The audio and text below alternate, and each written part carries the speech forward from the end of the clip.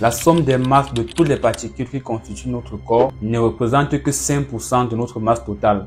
À quoi est donc dû les 95% restants de notre masse? Nous sommes tous familiers avec le concept de masse. D'ailleurs, nous apprenons à l'école que la masse d'un corps est une mesure de la quantité de matière qu'il contient. Autrement dit, la masse d'un objet est égale à la somme des masses de tous les éléments qui le constituent. Par exemple, la masse de cette bouteille d'eau est égale à la masse de la bouteille vide plus la masse de l'eau contenue dans la bouteille. Cette manière de sommer les masses marche bien à notre échelle macroscopique, mais lorsque nous parlons d'atomes et de particules, nous devons faire attention et prendre en compte que la célèbre formule d'Albert Einstein, E est égal à m fois c carré, ou alors plus exactement dans notre cas, m est égal à E sur c carré. La masse d'un corps est égale à l'énergie contenue dans ce corps divisé par le carré de la vitesse de la lumière. Comme vous le savez, nous sommes constitués d'atomes.